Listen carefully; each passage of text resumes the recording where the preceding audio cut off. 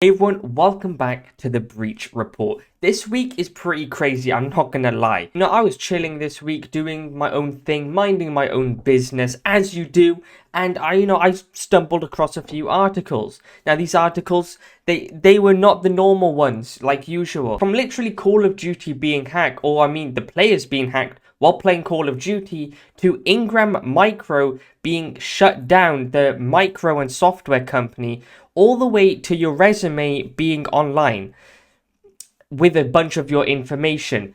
To be more specific, 26 million. Yeah, this has not been a calm week this week. Okay, so starting off strong, or I should say weak, because their systems are crap. So I want you to picture this, visualize this in your head. Imagine you've just come back from a hard day of work and you're absolutely exhausted. You turn on your PC hoping to, play that new Call of Duty that's on Game Pass, and you're sitting there with a bunch of your friends, getting kills and doing really well on the game, just for you to get hacked. So over the week, I've been following this report where gamers have been coming out saying they've been hacked playing Call of Duty World War II. Now, this game isn't new. It's about, I think, 7 years old. I played it when it was released, and I want to say it's 7 years old, 2017. That's 8 years ago.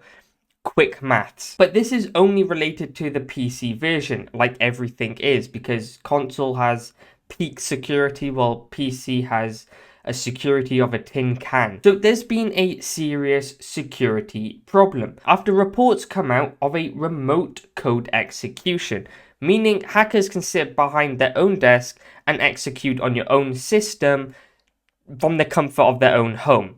And do you know what the funny thing is? This was all done right in front of the person enjoying their game. Imagine you're on like a 20-player kill streak and your adrenaline is through the roof right now, and you're locked in. You're locked into the game just for you to get a black screen full of text mocking you about dying, mocking you that your system now belongs to someone else. Well, you don't have to imagine that, because that happened to this guy. So using the remote code execution, this is what happened to this poor dude. I'm not even going to say that name, but let's just watch. And as you can see, he's enjoying his game, sniping a bit, dies. Oh, what's that? Oh, just the terminal coming up and a text file. That's it. Oh, and the game closes. And what is that wallpaper? What on earth is that wallpaper? Yep, as you just saw, my guy was just enjoying his game. Coming back from work, enjoying with his friends, just for the game to get shut down and get teased by the hacker. Now, why this is making headlines is because this game was released on Game Pass. Now, if you don't know what Xbox Game Pass is, it's basically Xbox's version of like a monthly subscription when you get whole access to a bunch of games on a catalog. And, in hindsight, it's actually worth the price. I don't know what I'm trying to, sell you Xbox Game Pass. I'm not a walking advertisement. It's got millions of users, and people pay monthly to access a whole range of games. Call of Duty World War II, an 8-year-old game, was put onto Game Pass. Now, that meant an influx of players. Influx of players with weak, crappy systems where it can easily be hacked and RCE can be done. It's just a whole combination of disaster. Now, this isn't Call of Duty's only game with this problem. Let me take you back even further. About 10 years ago, a Black Ops 3 was released. Now, Black Ops 3 was another game made by Call of Duty. Now, currently on PC, that's also infected and infested with a whole load of hackers. Like, the same problem from that World War II game is happening with Black Ops 3.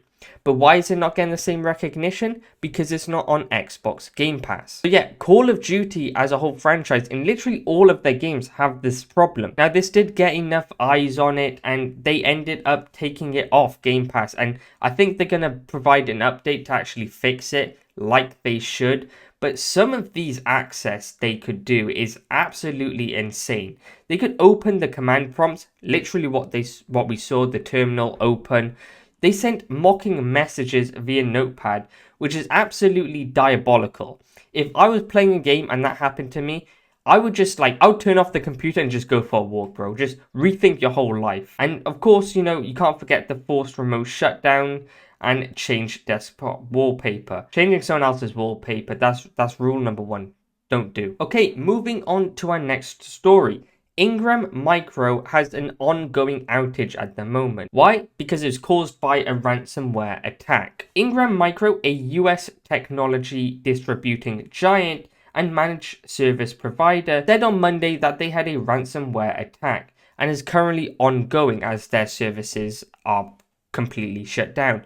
Kind of reminds me of M&S. Now, this is a public company, so they did alert shareholders, and we all probably know what happened to the stock price of that company. You don't need any indication. It probably went whoop.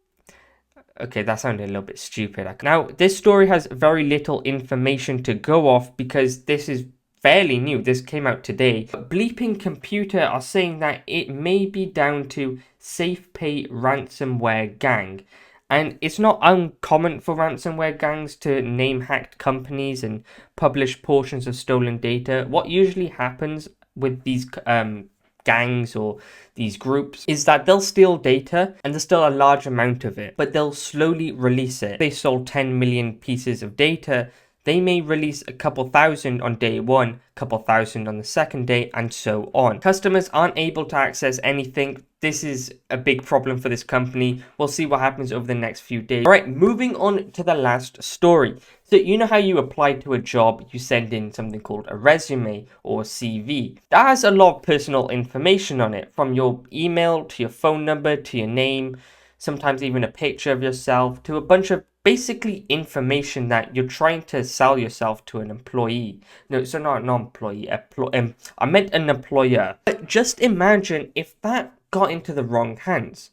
No, not your family members seeing your resume. Imagine that got hold to a gang of digital thieves. Well, you don't have to imagine that because that's exactly what happened. Okay, so a recruiting software maker exposes nearly 26 million resumes. Talent Hook, a cloud-based application tracking system, left a misconfigured instance open.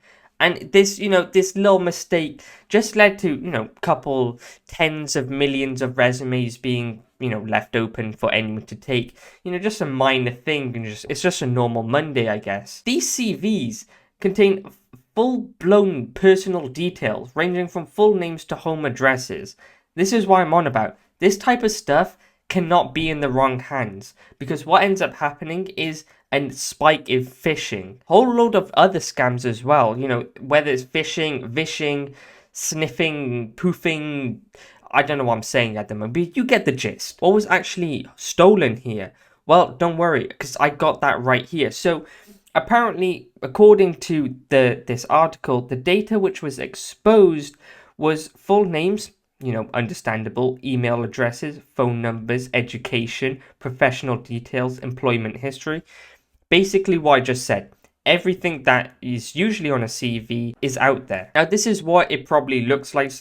This is what it probably looks like through the database, and this is all the information that it most likely looks like, from literally your display name to your actual name to your emails, you name it, it's on here. Now, currently Talent Hook are running around like headless chickens trying to fix this, because I'll be honest with you, coming back from a 26 million CV hack, it's not going to happen, bro. I'm going to be honest with you, you're done. I'm not Doctor Strange or anything, thinking about the billion different possibilities that this can lead to, but I'm just going to say it. This is going to lead to more scams. With all that information, phone numbers, email addresses, your home address, your name, your date of birth, what you look like, your shoe color, your phone color, probably your skin color, they probably have access to all of that, and it's probably going to lead to more phishing scams and more scams in general. So yeah, Talent Hook probably need to make a recovery from here, because if they don't, they're cooked. Literally, no one's going to use their platform knowing that their whole database is out there for someone else to just have a quick peek at. But yeah, that's it for this week.